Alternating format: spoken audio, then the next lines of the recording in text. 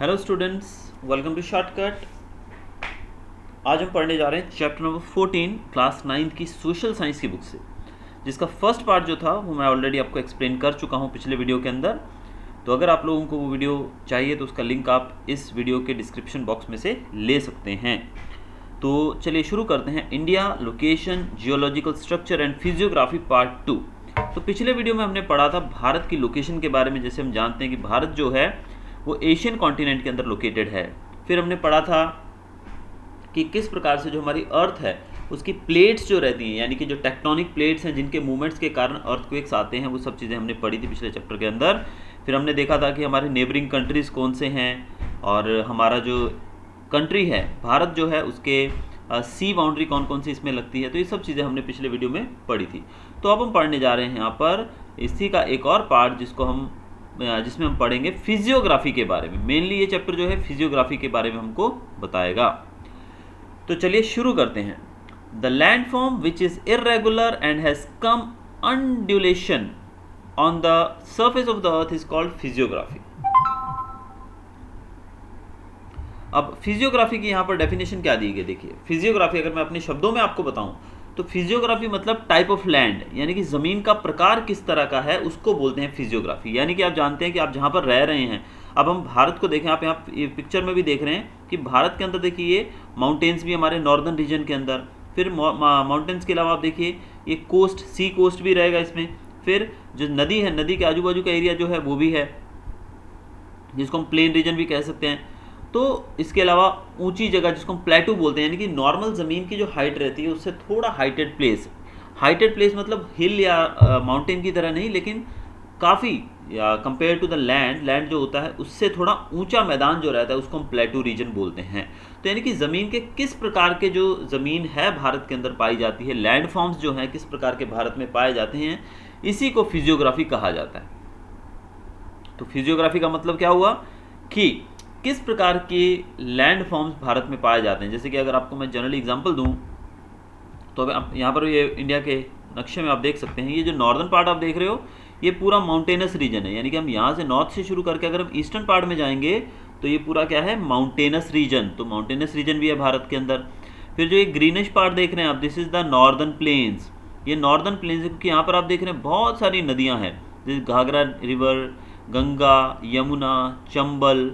तो ये सब नदियाँ जो हैं ये अपने साथ बहाकर लाती हैं एलुवियल सॉइल, और उसी से ये मैदान बना है, ये ग्रीन पार्ट जो आप देख रहे हैं। इसीलिए इसको नॉर्दर्न प्लेन्स कहा जाता है। इसके बाद तीसरा पार्ट जो आता है वो हमारा ये आता है, देखिए ये जो पार्ट आप देख रहे हैं ब्राउनिश, थोड़ा लाइट ब्राउन कलर का, ये पूरा जो है इसको प्लेटू कहते हैं। क्या कहते हैं इसको? प्लेटू। प्लेटू का मतलब जैसे मैंने बताया कि जैसे जो प्लेन रीजन की जो हाइट होगी प्लेटू उससे ऊंचा रहेगा। और ये जो प्लेटू रीजन है ये भी दो पार्ट में बटा हुआ है हमारा, एक है मालवा प्लेटू और नीचे का पार्ट है इसको डेक्कन प्लेटू कहा जाता है। तो ये है प्लेटू। ये तीन तरह की फिजियोग्राफी होगी। चौथी फिजियोग्राफी में हम देख सकते हैं कोस्टल प्लेन। कोस्टल प्लेन मतलब जो समंदर का किनारा, आप देखिए दोनों तरफ सी है, सी के किनारे किनारे का पार्ट जो है यहाँ आप थोड़ा थोड़ा आप देख सकते हैं ग्रीनरी है, तो ग्रीन पार्ट मतलब प्लेन्स शो कर रहा है। तो this is called the coastal planes. इसके अलावा अगर हम बात करें डेजर्ट रीजन की, तो desert, this is the great Indian desert of Rajasthan और कच्छ इज ऑल्सो डेजर्ट। तो ये डेजर्ट रीजन। इसके अलावा आप देख सकते हैं ये छोटे छोटे आइलैंड्स हैं यहाँ पर। ये जो डॉट्स देख रहे हैं ना आप मेरे कर्सर के साथ, आप यहाँ पर देखिए ये डॉट्स जो हैं और ये पार्ट जो आप देख रहे हैं this is the island.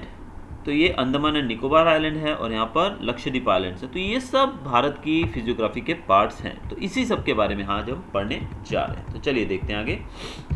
On the basis of physiography, India can be divided into how many parts? It is divided into 5 parts, जिसमें पहला दिया गया है माउंटेनस रीजन, दूसरा है ग्रेट नॉर्दर्न प्लेन्स, तीसरा है पेनिनसुलर प्लेटू, चौथा है कोस्टल प्लेन्स और पांचवा है आर्किपेलागस, जिसको मैंने बताया आपको आइलैंड्स भी कहते हैं। आर्किपेलागस का मतलब islands.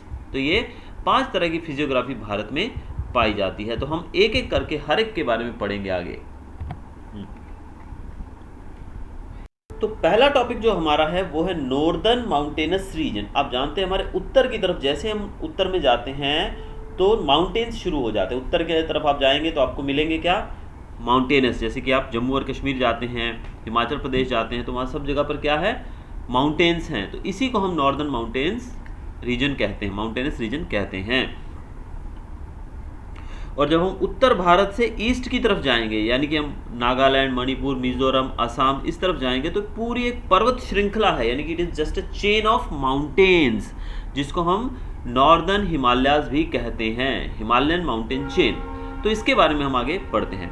Northern mountainous region is an important natural region of India. It is known as the Himalayan mountain system spread over 2400 kilometers in west-east direction in the north.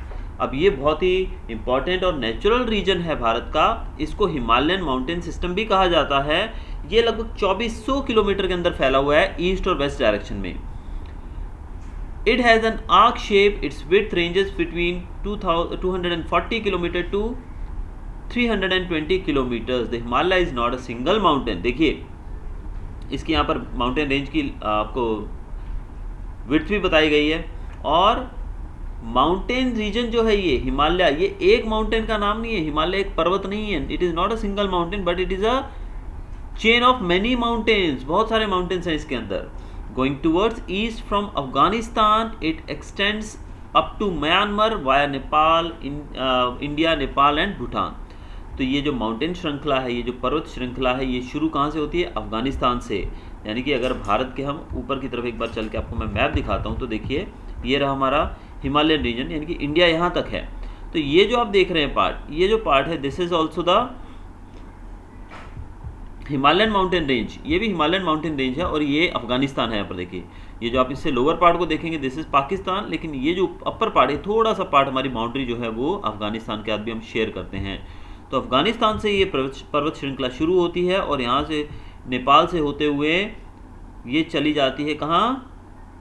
Eastern part में, यानी कि पूरा इस तरफ ये चली जाती है। तो ये हमारा बहुत ही विशालकाय पर्वत श्रृंखला, जिसको हम कहते हैं northern Himalayas. It has more span in Tibet in the north. ये तिब्बत में सबसे ज़्यादा है ये, यानी कि ऊपर का पार्ट जो हमारा है वो तिब्बत का रीजन जो आता है वो सबसे ज़्यादा हिमालयन माउंटेन रेंज को समाये हुए है। It is a part of the mountain system known as the Pamir knot. ये पामीर नोट माउंटेन सिस्टम का एक पार्ट है। यहाँ देखिए ये लिखा होगा यहाँ पर पामीर नोट, ये देखिए आप यहाँ पर देख सकते हैं, दिस इज पामीर नोट, ये टॉप पे एकदम कलगी पे। तो ये पामीर नोट जो है, ये पूरा तिब्बत का रीजन जो है, ये इसका ज़्यादातर पार्ट इसमें समाया हुआ है। अब हिमालयस की बात करें तो इसको दो पार्ट में बांटा गया। अब देखिए इतना बड़ा पर्वत है कि इसको एक पार्ट में पढ़ना पॉसिबल नहीं है, तो इसको दो पार्ट में बांट के बताया गया है। पहला है नॉर्दर्न हिमालयन रीजन और दूसरा है ईस्टर्न हिमालयाज। अब देखिए ये जो पार्ट है इसको नॉर्दर्न हिमालयाज कहा गया है, ये जो इतना रीजन है इसको नॉर्दर्न हिमालयाज कहा गया है। फिर जब हम इधर चले जाते हैं तो ये ईस्टर्न हिमालयन रीजन इसको कहा गया है। तो ये हिमालयाज पर्वत ही, लेकिन इसको नॉर्दर्न और ईस्टर्न पार्ट में डिवाइड कर दिया गया। नाउ नॉर्दर्न हिमालयन रीजन के बारे में थोड़ा जानते हैं हम। There are three mountain ranges parallel to each other. The northern range is called the Greater Himalayas. This is the loftiest range among the Himalayas, wherein there are more than 40 peaks which exceeds height of 7,000 meters. अब जो Himalayan reason का northern part जो है, northern Himalayas जो है, इसको लगभग यहाँ पर तीन माउंटेन रेंजेस हैं, यानी कि तीन पर्वत श्रृंखलाएं हैं। ऐसे करके आप देखिए ये पर्वत ऐसे जाएंगे और ये तीनों एक दूसरे के पैरेलल हैं। क्या है पैरेलल? मतलब एक दूसरे के समानांतर जा रही हैं, और लगभग इसके अंदर 40 पीक्स हैं। 40 पीक्स का मतलब 40 बड़े बड़े ऊंचे ऊंचे पहाड़ हैं जिनकी हाइट 7,000 मीटर से ज़्यादा है। 40 पहाड़ ऐसे हैं जो कि 7,000 मीटर से ऊंचे हैं, और इनमें सबसे जो फेमस है वो तो आप जानते ही हैं कौन सा सबसे ज़्यादा फेमस है, वो है हमारा माउंट एवरेस्ट। तो ये सबसे ज़्यादा पॉपुलर इसमें है, जो कि दुनिया की सबसे ऊंची चोटी में से एक है, जिसकी हाइट बताई गई है 8,848 मीटर। It is on Nepal China border. ये कहाँ पर है? नेपाल चाइना बॉर्डर पर है। It is known as Sagarmatha in Tibet. Tibet के अंदर इसको इस नाम से जाना जाता है। कुछ और फेमस पीक्स यहाँ की कौन कौन सी हैं, जिनका नाम हम देखते हैं। गॉडविन ऑस्टिन, जिसका दूसरा नाम है K2। आपको ये याद रखना है, K2 और गॉडविन ऑस्टिन एक ही है। इसकी हाइट है 8,611 मीटर, which is the highest peak of India. तो ये भारत की हाईएस्ट पीक है। दुनिया का जो सबसे ऊंचा पर्वत है वो है माउंट एवरेस्ट, लेकिन भारत का जो सबसे ऊंचा पर्वत है वो है गॉडविन ऑस्टिन, जिसको K2 के नाम से जाना जाता है। 8,611 मीटर ऊंचा है ये। There are three distinct ranges in Himalayas which are almost parallel to each other. In the greater Himalayas there are some high mountain passes such as Jelep La, Nathu La and Shipki La. Himalaya को जो इसके अंदर जाना होता है, यानी कि हमें इसको पार करना होता है, तो उसके लिए पासेज बने होते हैं। क्या बने होते हैं? पास। आप देखिए यहाँ पर हम रोड्स तो नहीं बना सकते हैं, लेकिन पहाड़ों के बीच में दर्रे बने होते हैं, दरारें होती हैं बड़ी बड़ी, जिनको पासेज कहा जाता है।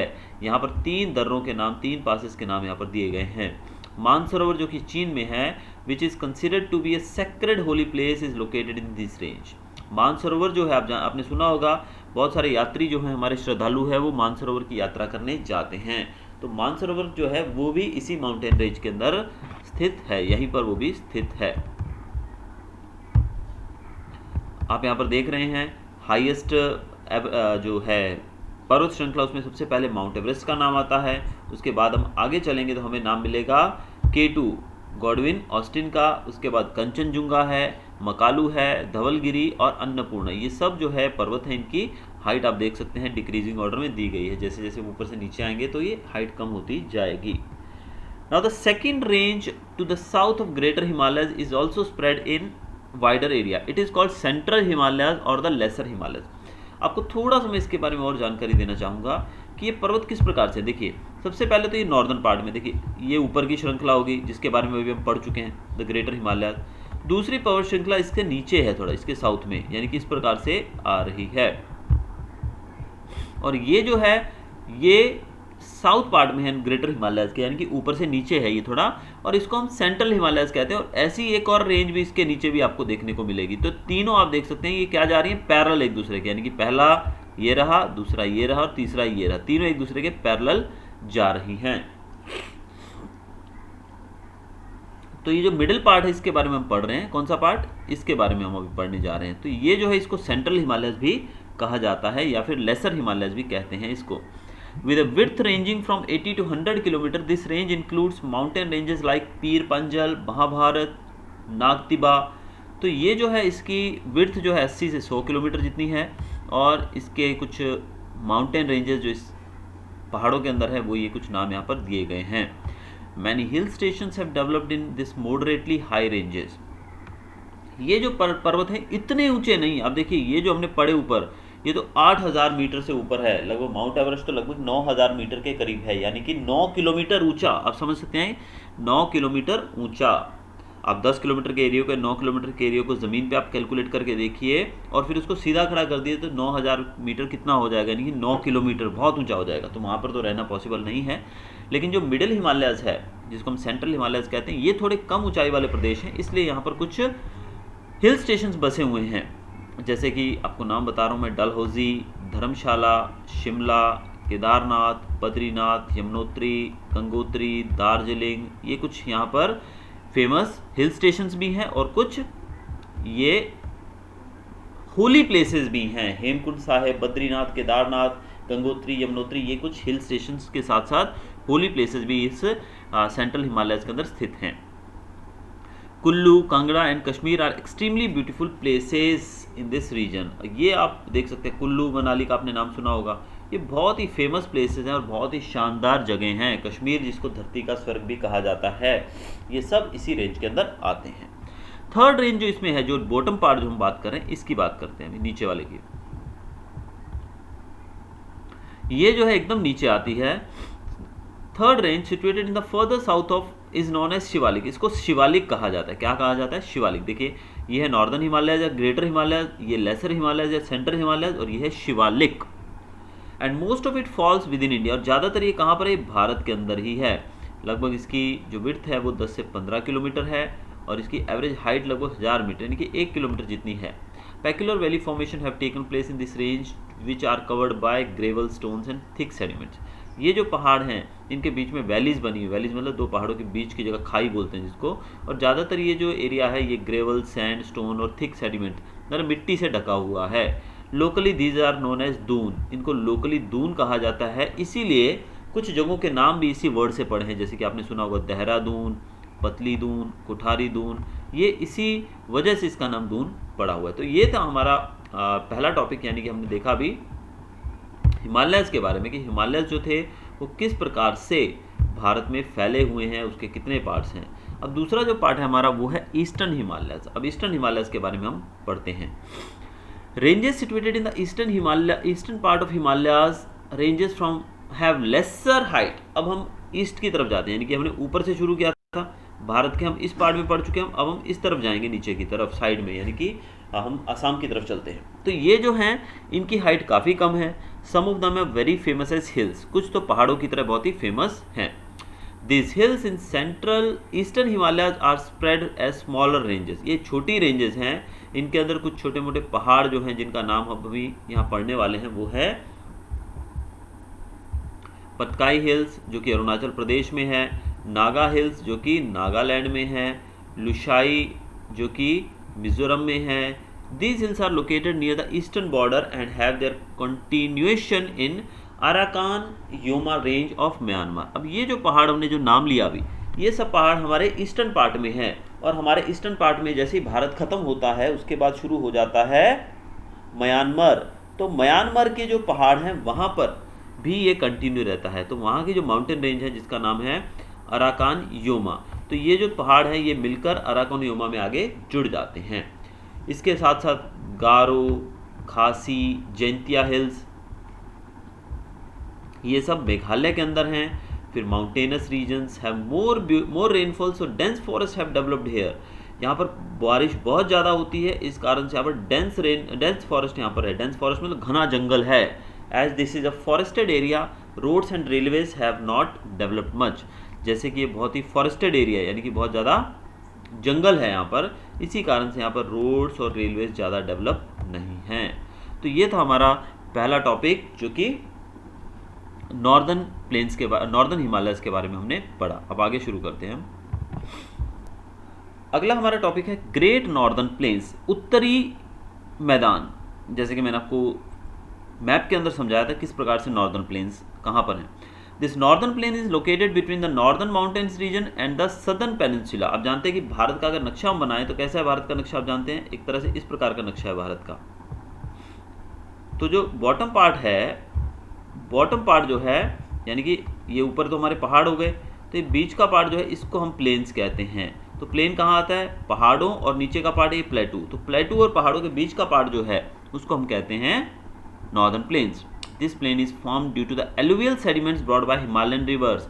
हिमालय से बहने वाली नदियाँ जो हैं जैसे कि गंगा, यमुना, सतलुज, ब्रह्मपुत्र वगैरह, ये नदियाँ अपने साथ क्या लेकर आती हैं, एलुवियल सेडिमेंट्स। एलुवियल सेडिमेंट्स का मतलब होता है एलुवियल सॉइल। एलुवियल सॉइल मतलब वो मिट्टी जो कि बहुत ही उपजाऊ मानी जाती है, जो कि पहाड़ों से नदियां बहाकर लाती हैं। तो ये पूरा मैदान जो है ये एलुवियल सॉइल से मिलकर बना हुआ है।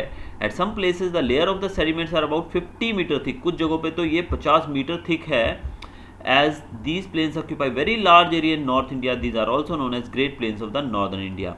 ये जो प्लेन्स हैं ये लगभग इसने नॉर्थ इंडिया का बहुत ज़्यादा पार्ट कवर किया हुआ है, इसीलिए इसको नॉर्थ इंडियन प्लेन्स भी कहा जाता है। Great plains of the north India भी इसको नाम दिया गया है।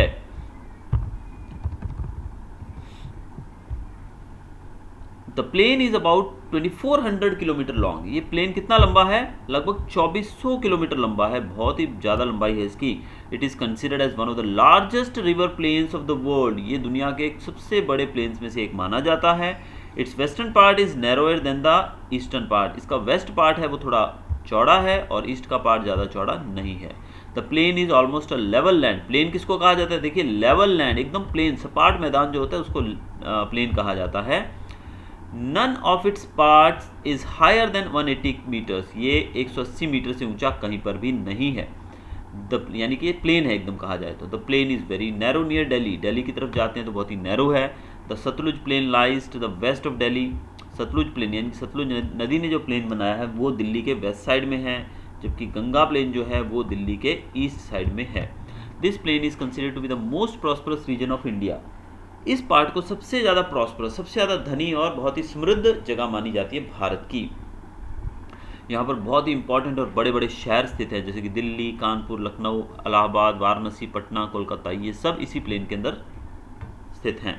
Sindhu river and its tributaries Jhelum, Chenab, Ravi, Beas, Sutlej originate in the Himalayas. Sindhu नदी की जो कुछ ट्रिब्यूटरीज हैं, छोटी नदियां जो हैं, जैसे कि झेलम, चेनाब, रवि, ब्यास और सतलुज, ये 5 नदियां, ये सब हिमालय से शुरू होती हैं। Generally A region between 2 reverse is called Doab. 2 नदियों के बीच में कोई जगह जब बसी होती है तो उसको कहा जाता है दो आब। यहाँ पर ये 2 वर्ड जो है वो दो, आप जानते हैं हिंदी में भी हम 1 2 यानी कि 2, 1 2, 2 मतलब 2, आब, आब जो कि एक पंजाबी से वर्ड लिया गया है, आब मतलब होता है पानी, आब पानी को बोला जाता है, इसीलिए यहाँ पर 2 आब यानी कि 2 पानी, 2 पानी मतलब यहाँ पर 2 रिवर्स, 2 रिवर्स हैं, इसलिए 2 आब इसको कहा गया। 2 आब मतलब 2 पानी, तो 2 नदियों के बीच में बसा जो प्लेस होता है उसको दोआब भी कहा जाता है। Thus the plain which is formed by 5 rivers, हमने 5 नदियों का नाम पढ़ा, झेलम, चेनाब, रवि, ब्यास और सतलुज।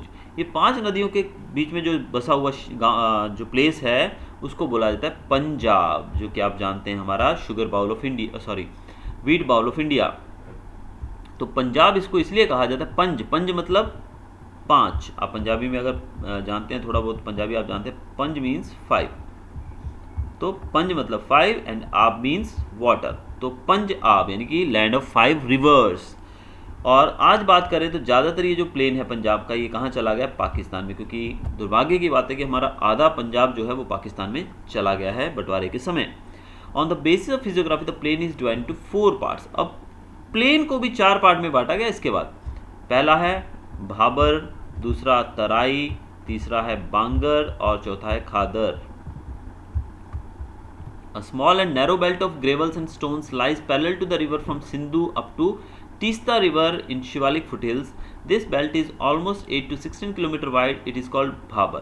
अब एक नैरो बेल्ट, एक बहुत ही सकरी यानी कि चौड़ी नहीं है ज़्यादा, बहुत ही पतली एक ग्रेवल यानी कि पत्थर जो होते हैं, जो आप जानते हैं ना पानी के अंदर जो पत्थर मिलते हैं हमको, या फिर छोटे मोटे पत्थरों से बना हुआ एक पैरेलल लैंड है, रीजन है, जो कि सिंधु नदी के from Sindhu up to Teesta, Sindhu से शुरू होता है और तीस्ता नदी तक ये जाता है शिवालिक पर्वतों के अंदर। ये जो एरिया है ये लगभग 8 से 16 किलोमीटर चौड़ा है, इसको कहा जाता है भाबर। अब भाबर कौन सा एरिया है, जो कि सिंधु नदी से तीस्ता रिवर तक जाता है, जो एरिया उसके बीच का जो एरिया है उसको हम भाबर कहते हैं। The Terai region which is more humid and marshy, Terai region बहुत ही ज़्यादा नमी वाला प्रदेश है, और मार्शी, मार्शी मतलब दलदली ये जगह है, ये उसके बाद आता है। Dense forest and diversified wildlife are seen है, यहाँ पर घना जंगल देखने को मिलता है और तरह तरह के वाइल्ड एनिमल्स देखने को मिलते हैं। The old alluvium in the plains is called Bangar.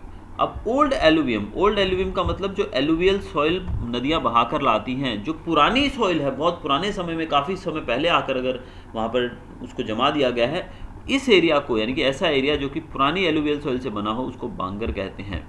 Due to consistent deposition, it develops a terrace shape which is at a higher level than flood plains. अब यहाँ पर कंटिन्यूसली डिपोजिशन होती है, deposition का मतलब मिट्टी आकर रखी जाती है, मिट्टी के ऊपर दूसरी मिट्टी, मिट्टी मिट्टी इस तरह के मतलब एक ढेर बन जाता है मिट्टी का, तो ये जगह जो है कैसी हो जाती है, थोड़ी हाई हो जाती है। The new sediment of the flood is called khadar. अब जो नए आकर मिट्टी जो डाली जाती है, यानी कि पुरानी एलुवियल सॉइल से बने प्लेन को हम बांगर कहते हैं और नई सॉइल से बने को बोलते हैं खादर। तो खादर के बारे में हमने देख लिया, बांगर के बारे में हमने देख लिया, और ये जो है ये सब क्या है, ये सब है एलुवियल प्लेन्स के पार्ट्स, यानी कि प्लेन्स जो है उसको भी इन पार्ट्स में बांटा गया है। अब आगे देखते हैं, हमारा अगला टॉपिक है peninsular plateau. This is the oldest region of India. Peninsula मतलब इंडिया के बीच के पार्ट की बात कर रहे हैं, सेंटर पार्ट जो है, सेंटर और साउथ में जाएंगे उससे, तो ये लगभग सबसे पुराना पार्ट माना जाता है। ये इन्वर्टेड ट्रायंगल के रूप में होता है। आप देखिए भारत जो है वो बॉटम से आपको ऐसा दिखाई देगा, तो ये उल्टा ट्रायंगल है, देखिए उल्टा ट्रायंगल है, और ये 3 तरफ से पानी है। यहाँ देखिए बे ऑफ बंगाल है, यहाँ पे अरेबियन सी है, और यहाँ पर इंडियन ओशन, यानी कि भारत के 3 तरफ पानी है। तो ऐसी लैंडफॉर्म जिसके 3 तरफ पानी है उसको क्या कहते हैं, उसको कहा जाता है, क्या कहते हैं बताइए, चारों तरफ पानी होता है उसको हम बोलते हैं आइलैंड, और जिसके 3 तरफ पानी होता है उसको हम बोलते हैं पेनिनसुला। क्या कहते हैं इसको, पेनिनसुला। तो भारत जो है एक पेनिनसुला भी है। अब ये जो एरिया है ये 600 से 900 मीटर चौड़ा है, इसकी हाइट लगभग है 600 से 900 मीटर, सॉरी हाइट, क्योंकि ये प्लेटू की बात करो, प्लेटू मतलब ज़मीन से ऊंचा स्थान, यानी कि नॉर्मल ज़मीन है उससे हाइटेड। अब हाइटेड मतलब पहाड़ों जितना भी नहीं, लेकिन फिर भी heighted. Its northern part slopes towards northeast, which is evident from the flow of Chambal, Son and Damodar river. अब इसको समझाने के लिए मुझे थोड़ा आपको ऊपर लेके जाना पड़ेगा। ये जो पार्ट है हमारा, यानी कि प्लेन्स जो प्लेटू रीजन जो है, उसको समझने के लिए देखिए, ये पार्ट है हमारा प्लेटू का। इसको मैं यहाँ पे आपको ड्रॉ करके देता हूँ। देखिए ये प्लेटू है हमारा, देखिए यहाँ से शुरू होता है, समझिए ये जो आप देख रहे हैं ब्राउनिश पार्ट, ये सब प्लेटू है और ये इन्वर्टेड ट्राइंगल के रूप में है। अब समंदर से जैसे हम आगे जाएंगे तो हाइट बढ़ती जाएगी, यानी कि ये पार्ट अगर सेंटर में आप होगे तो हाइट बहुत ज़्यादा रहेगी, और सेंटर से जैसे जैसे आप सी की तरफ जाएंगे तो हाइट कम होती जाएगी, क्योंकि नदियाँ जो है वो बहकर कहाँ मिल जाती हैं, समंदर के अंदर। तो यहाँ से आप इधर जाएंगे तो हाइट कम होती जाएगी, वैसे ही अगर आप इधर से इधर जाएंगे तो यहाँ भी हाइट कम होती जाएगी, यानी कि जैसे जैसे आप सी के पास जाएंगे हाइट कम होगी, और सी से दूर जाते जाएंगे तो हाइट बढ़ती जाएगी। ऐसा कैसे पता लगता है हमको, क्योंकि जो नदियाँ हैं वो इसी डायरेक्शन में ऐसे बहती हैं और जाकर मिल जाती हैं समंदर में। तो ये जो सब चीज़ें हमको बताती हैं कि जो हाइट है वो इसकी काफ़ी ज़्यादा है, लगभग 600 से 900 मीटर जितनी हाइट इसकी रहती है। अब देखते हैं आगे इसके बारे में हम। कुछ नदियां जो है वो यहाँ पर बहती हैं, इनके बारे में मैंने आपको बता दिया। The southern part slopes towards south east, यानी कि ये पार्ट जो है वो एक आधा पार्ट इधर जाता है और कुछ पार्ट इनका इस तरफ भी जाता है, सदर्न प्लेटू कहा जाता है जिसको। As it is surrounded by sea on 3 sides, it is called peninsular plateau. इसको पेनिनसुलर प्लेटू भी कहा जाता है। पेनिनसुलर प्लेटू, पेनिनसुला का मतलब मैंने आपको बताया कि जो 3 साइड से पानी से घिरा हो। तो यहाँ पर कितनी साइड पानी है, 3 साइड, तो इसीलिए सदर्न प्लेटू को हम पेनिनसुलर प्लेटू भी कहते हैं। पेनिनसुलर प्लेटू जो है इसको भी 2 पार्ट में बांटा गया है। पेनिनसुलर प्लेटू का अपर पार्ट जो है उसको बोलते हैं मालवा प्लेटू, लोअर पार्ट उसको बोलते हैं डेक्कन प्लेटू। मालवा प्लेटू के बारे में देखते हैं अभी।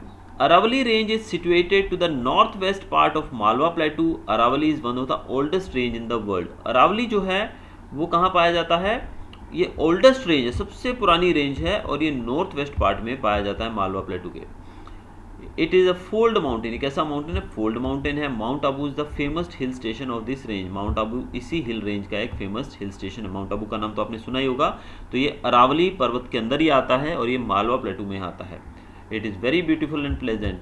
गुरु Shikhar is its highest peak and it is 1722 metre high. इसकी जो सबसे हाईएस्ट पीक है वो गुरु शिखर, जिसकी हाइट है 1722 मीटर।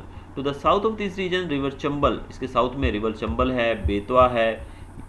एमर्जिंग फ्रॉम विंध्याचल, ये नदियाँ कहाँ से शुरू होती हैं, विंध्याचल पर्वत से शुरू होती हैं, और फ्लो कहाँ करती हैं, नॉर्थवर्ड, यानी कि नॉर्थ की डायरेक्शन में फ्लो करती हैं। एंड मीट रिवर यमुना, और यमुना नदी में मिल जाती हैं। वाइल रिवर सोन, सोन नदी जो है वो नॉर्थ डायरेक्शन में बढ़ती है और फिर वो जाकर कहाँ मिल जाती है, वो भी गंगा नदी में मिल जाती है। It can be known from the direction of river flow that the region slopes northward. तो इससे पता लगता है कि स्लोप किस तरफ है, जिस तरफ रिवर बहेगी उसी तरफ स्लोप हुआ। तो इन दोनों नदियों से हमको पता लगता है कि जो अपर पार्ट है हमारा नॉर्दर्न, यानी कि मालवा प्लेटू है जो वो नॉर्थ की तरफ झुका हुआ है, यानी कि उसकी स्लोप नॉर्थ की तरफ है। The north eastern part of this central upland is known as Bundelkhand. इसका जो नॉर्थ ईस्टर्न पार्ट है उसको बुंदेलखंड कहा जाता है, जो नाम भी आपने सुना होगा। Besides this river Luni and Banas also originate in the Aravalli range in north east. Banas और लूनी नदी भी यहीं से शुरू होती है अरावली माउंटेन रेंज के अंदर। These rivers vanish in the Rann of Kutch, ये नदियाँ कहाँ जाकर गायब हो जाती हैं, रण ऑफ कच्छ में जाकर। While Sabarmati and Mahi rivers meet the gulf of Khambhat, लेकिन माही और साबरमती नदियाँ जो हैं ये गल्फ ऑफ खंबात में मिलती हैं जाकर। From the flow of these rivers it can B ascertained that the western part of Malwa Plateau slopes towards southwest। तो इससे पता लगता है कि जो मालवा प्लेटू का वेस्टर्न पार्ट है वो साउथ वेस्ट की तरफ स्लोप में है। Rajmahal hills and Shillong plateau are a part of Chota Nagpur प्लेटू। अब शिलोंग प्लेटू है, राजमहल हिल्स हैं, ये सब छोटा नागपुर प्लेटू का पार्ट है। विच ऑल्सो इंक्लूड्स रांची प्लेटू, इसके अंदर रांची प्लेटू भी आता है। तो ये कुछ चीज़ें हमने पढ़ी प्लेटू के बारे में। अब हम शुरू करने जा रहे हैं अपना अगला पार्ट, जैसे कि डेक्कन प्लेटू जो बाकी है हमारा। The Deccan plateau is situated to the south of Satpura, Mahadev and Maikal ranges which are located to the south of the Malwa plateau. Deccan plateau जो है वो साउथ में पाया जाता है, किसके, सतपुड़ा, महादेव और माइकल रेंजेस के, ये पहाड़ों के नाम हैं, इनके साउथ में पाया जाता है। The north western part of the plateau are compose of lava deposit. अब इसका जो नॉर्थ वेस्टर्न पार्ट है डेक्कन प्लेटू का वो लावा डिपॉजिट से बना है। लावा डिपॉजिट मतलब ये जो प्लेटू है ये बना है वोल्केनो के फटने से, यानी कि वोल्केनो फटता है तो बाहर लावा निकलता है और लावा निकलकर जम जाता है ठंडा होकर, तो इसी प्रकार ये प्लेटू बना है। On the western side its border is demarcated by western Ghats which runs north south along the Arabian sea coast. इसके जो अगर हम वेस्टर्न साइड की बात करें तो यहाँ पर वेस्टर्न घाट है, क्या है, वेस्टर्न घाट जो कि अरेबियन सी के साथ साथ दौड़ता है। It has several local names, इसके बहुत सारे लोकल नाम भी है, जैसे कि इसको फेमसली महाराष्ट्र में सह्याद्री के नाम से जाना जाता है, महाराष्ट्र और कर्नाटक में। फिर तमिलनाडु में आप जाओगे तो इस रीजन को नीलगिरी के नाम से जाना जाता है, और कुछ जगहों पे इसको अनामलाई और कार्डमम रेंजेस भी हैं, उस नाम से भी इसको केरला और तमिलनाडु के एरिया में जाना जाता है। The southern portion of western Ghat is more Lofty, इसका सदर्न पार्ट जो है वो बहुत ही लॉफ्टी है, ऊबड़ खाबड़ है। Generally the average height of Deccan plateau ranges between 900 to 1000 metres, इसकी जो जनरल हाइट है वो 900 से 1000 मीटर जैसी है, but at a few places it exceeds that height, लेकिन कुछ जगहों पे ये उससे भी ज़्यादा है। और few isolated hills having more than 900 metres of height form the eastern boundary of this plateau, कुछ ऐसे हिल्स हैं जो कि आइसोलेटेड हैं, अलग अलग दूर दराज पड़े हुए हैं वो हिल्स, उनकी हाइट लगभग 900 मीटर से भी ज़्यादा है, वो इस प्लेटू की एक बाउंड्री बना देते हैं, and this is called eastern Ghats, इसको कहा जाता है eastern Ghats. It has a general slope towards south east which is evident from the direction of flow of the river, और इसकी स्लोप किस तरफ है, इसका ढलान किस तरफ है, इसकी ढलान है साउथ ईस्ट की तरफ, क्योंकि नदियाँ उसी डायरेक्शन में बह रही हैं। Except rivers Narmada and Tapi which flow westwards, बाकी सब नदियाँ साउथ ईस्ट में बहती हैं, लेकिन दो नदियाँ हैं जैसे कि नर्मदा और तापी जो कि वेस्ट की तरफ बहती हैं। Most of the rivers of Deccan plateau flow eastward and meet the bay of Bengal, ज़्यादातर नदियाँ ईस्ट की तरफ बहती हैं और बे ऑफ बंगाल में मिलती हैं, लेकिन नर्मदा और तापी जो है वो वेस्ट की तरफ बहती हैं। तो ये था हमारा आज का चैप्टर। हमने देखा चैप्टर में प्लेटू के बारे में पढ़ा हमने, जिसके पार्ट्स मालवा और डेक्कन प्लेटू, फिर प्लेन्स के बारे में पढ़ा और नॉर्दर्न हिमालयस के बारे में पढ़ा। अब बाकी जो मेरा चैप्टर है रिमेनिंग वो मैं आपको एक्सप्लेन करूंगा अपने अगले वीडियो के अंदर में, तो तब तक वेट कीजिएगा, और ये जो टॉपिक है इसको अपने माइंड में आप रिवाइज कर सकते हैं। आप यहाँ पर ध्यान से अगर इस मैप को देखेंगे तो आपको सारी चीज़ क्लियर हो जाएगी। ये माउंटेन्स हैं, और ये जो पार्ट आप देख रहे हैं यहाँ पर देखिए, ये विंध्या रेंज, विंध्याचल रेंज, ये मालवा प्लेटू है, ये चंबल रिवर है, अरावली रेंज है, तो यानी कि ये जो एरिया है ये हमारा मालवा प्लेटू का एरिया है, देखिए लिखा हुआ है। और इसके बाद आप डेक्कन प्लेटू में आएंगे नीचे की तरफ, ये नदियों के नाम है देखिए, गोदावरी, कृष्णा, नीलगिरी माउंटेन्स हैं देखिए, तो ये सब चीज़ें आपको यहाँ से काफ़ी अच्छे से क्लियर हो जाए। देखिए Anamalai, this is Kaveri river, Nilgiri mountains etcetera, तो ये सब चीज़ें आपको यहाँ पर क्लियर हो जाएंगी। तो अगर आपको वीडियो अच्छा लगा हो तो सब्सक्राइब कीजिएगा मेरे चैनल को, और सब्सक्रिप्शन का कोई भी चार्ज नहीं है, ये याद रखिएगा। आप सब्सक्राइब करने से पहले घबराइए मत कि कुछ चार्ज आएगा आपको, तो इसका कुछ भी चार्ज नहीं है, it is totally free of cost. और सब्सक्रिप्शन के साथ साथ आप बेल आइकन दबाना भी मत भूलिएगा, ताकि मेरे आने वाले वीडियोज़ का नोटिफिकेशन आपको जल्द से जल्द मिल जाए। तो चलिए, अगर वीडियो अच्छा लगा हो तो प्लीज़ सब्सक्राइब कीजिएगा, और मिलते हैं अपने अगले वीडियो के साथ जल्द ही। Till then, goodbye, thanks for watching.